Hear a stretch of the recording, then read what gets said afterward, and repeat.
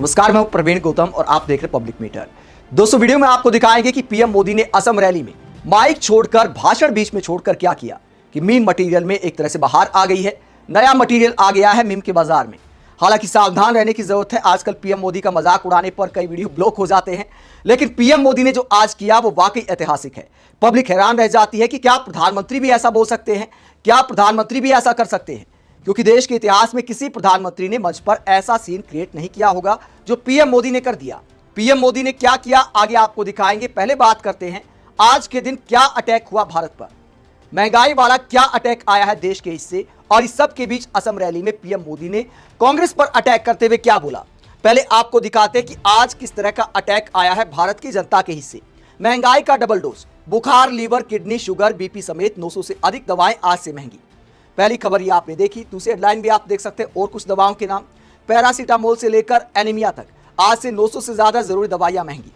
पूरी लिस्ट दिखाई है इंडिया डेली ने। तो ऐसे अनेकों मीडिया हाउस में खबर छपी है। इसके अलावा अगली खबर आप देखिए, कमर्शियल गैस सिलेंडर महंगा, 195 रुपए बढ़ाए गए दाम, नई कीमत 2000 के पार।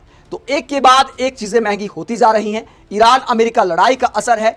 ऐसे में दुनिया के ताकतवर देशों के प्रधानमंत्री, राष्ट्रपति, वहां के राष्ट्राध्यक्ष इमरजेंसी मीटिंग कर रहे हैं और अपने देश को राहत पर विचार करें कि कैसे इस आपदा में देश को बचाया जाए। और हमारे प्रधानमंत्री इस महंगाई वाले अटैक के बीच चुनावी राजनीति में मशगूल हैं। और एक और सवाल है उन मीडिया एंकरों से, बीजेपी नेताओं से, जो इस बात को लेकर गुणगान करते हैं कि पीएम मोदी ने इतने साल से एक भी छुट्टी नहीं ली। तो आज देश के लिए मीटिंग करने की बजाय देश के प्रधानमंत्री अगर बीजेपी के लिए चुनाव प्रचार कर रहे हैं तो उसे छुट्टी के तौर पर काउंट किया जाए या नहीं किया जाए। कम से कम आधी छुट्टी तो मान लेना चाहिए।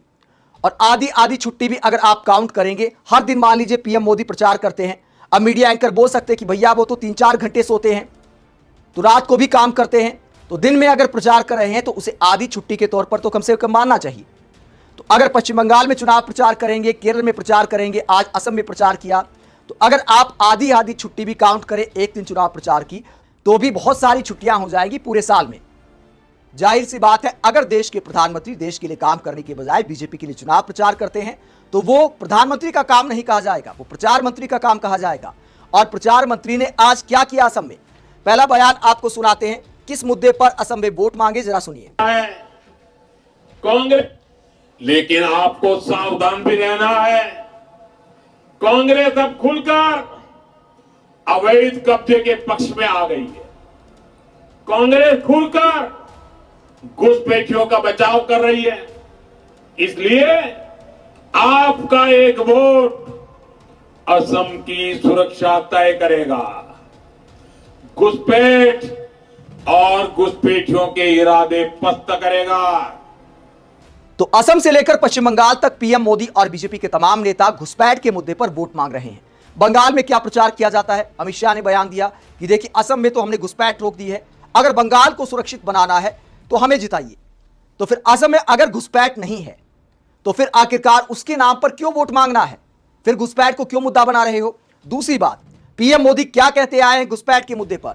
12 साल से प्रधानमंत्री है तो घुसपैठ रोकने की जिम्मेदारी किसकी है। 10 साल से असम में सरकार भी बीजेपी की है और आज भी घुसपैठ को बड़ा मुद्दा बताया जाता है। असम के सीएम से लेकर प्रधानमंत्री तक जब इसे चुनावी मुद्दा बना रहे हैं, तो गुजरात के जब सीएम थे पीएम मोदी तो क्या कहा करते थे, जरा सुनिए।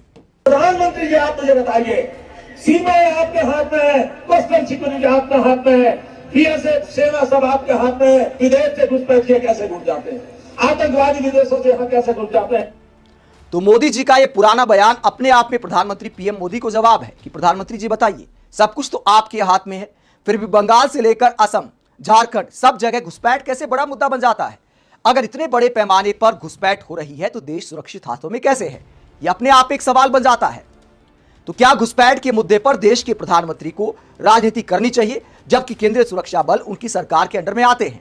अगर घुसपैठ हो रही है तो खुद पीएम मोदी की नाकामी है।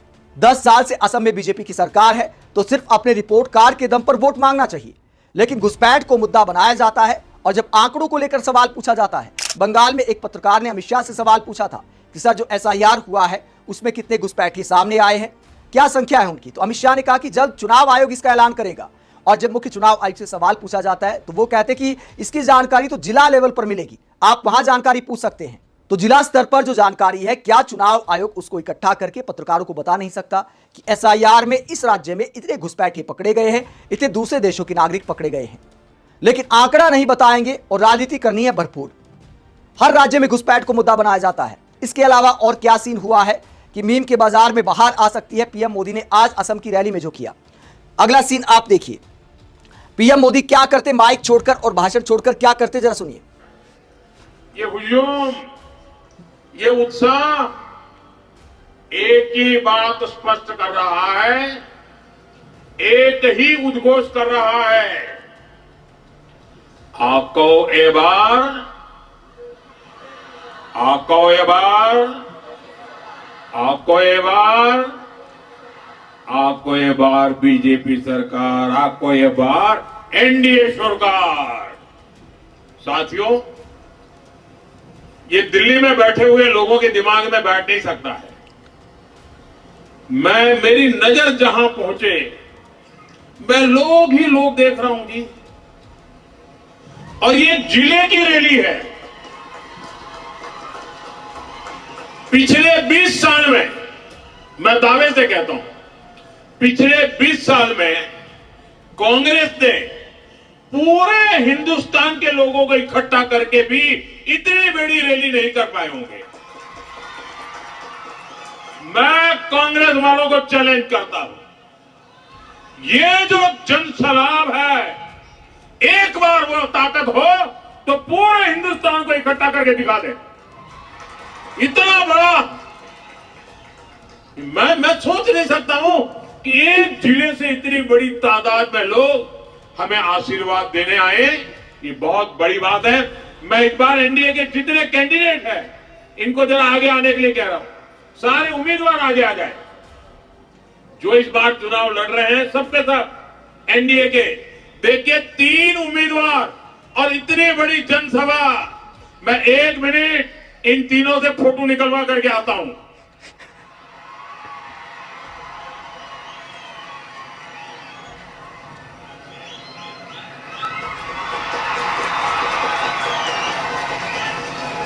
तो क्या आपने कभी किसी प्रधानमंत्री को अपने भाषण में बीच भाषण ये बोलते सुना है कि रुक जाओ थोड़ी देर, मैं फोटो निकलवा के आता हूं? मैं 1 मिनट इन तीनों से फोटो निकलवा करके आता हूं।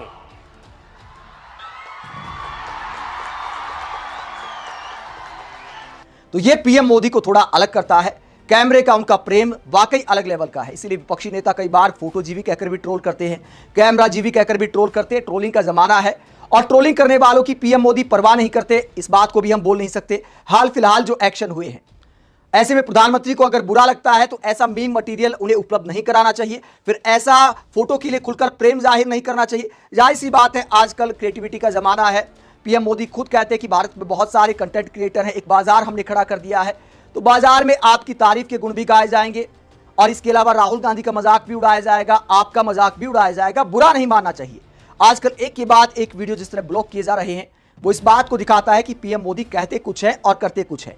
एक तरफ दावा करते हैं कि आलोचना तो लोकतंत्र का गहना होती है, मुझे आलोचना बहुत पसंद है, मैं तो चाहता हूं कि मेरी भर भर की आलोचना हो, लेकिन जरा कोई छात्र एक वीडियो बना दे आपकी रैली में पहुंचने का कि कैसे बस में गए, कैसा खाना मिला, कॉलेज वालों ने क्या बोला, उसके बाद उस रील को ब्लॉक कर दिया जाता है। तो इसे आखिरकार हिपोक्रेसी नहीं कहेंगे तो आखिरकार क्या कहेंगे? दूसरी बात, पीएम मोदी ने एक और मजाकिया बोली कि देखिए जिला लेवल की रैली है, तो चुनाव प्रचार जो होता है, किसी भी राज्य में चुनाव हो तो चुनाव में जिला लेवल की या विधानसभा लेवल की रैलियां होती हैं। अब पूरे हिंदुस्तान की रैली चुनाव में भला कौन करेगा बताइए? अपने आप में कितना बड़ा मजाक है। कहते देखिए 3 उम्मीदवारों ने ही इतनी भीड़ जुटा दी। 3 उम्मीदवार क्या कम होते हैं? 3 विधानसभा में ठीक ठाक रैली हो जाती है, 3 उम्मीदवार अपनी पूरी ताकत लगाते हैं और कैसे कैसे रैलियों में भीड़ जुटाई जाती है। सबको पता है, चाहे कांग्रेस हो, बीजेपी हो, कोई भी राजनीतिक दल क्यों ना हो, कैसे भीड़ बुलाई जाती है। ऐसा नहीं है कि भीड़ प्यार में ही खींची चली आती है, भीड़ कई तरह से बुलाई जाती है। ये भारत में राजनीति की कड़वी सच्चाई है। दूसरे देशों के प्रधानमंत्री भी कटाक्ष करते हैं। अभी कनाडा के पीएम का एक इंटरव्यू मैंने देखा, पीएम मोदी पर कटाक्ष किया था कि हर वीकेंड पर एक चुनावी रैली करने जाते हैं जहां 2-2.5 लाख लोग होते हैं। तो प्रधानमंत्री के पास क्या यही काम होना चाहिए? क्या आपने इतिहास में कभी किसी प्रधानमंत्री को इतना चुनाव प्रचार करते देखा है? कमेंट बॉक्स में अपनी राय जरूर दें, साथ ही चैनल को सब्सक्राइब भी करें। नमस्कार।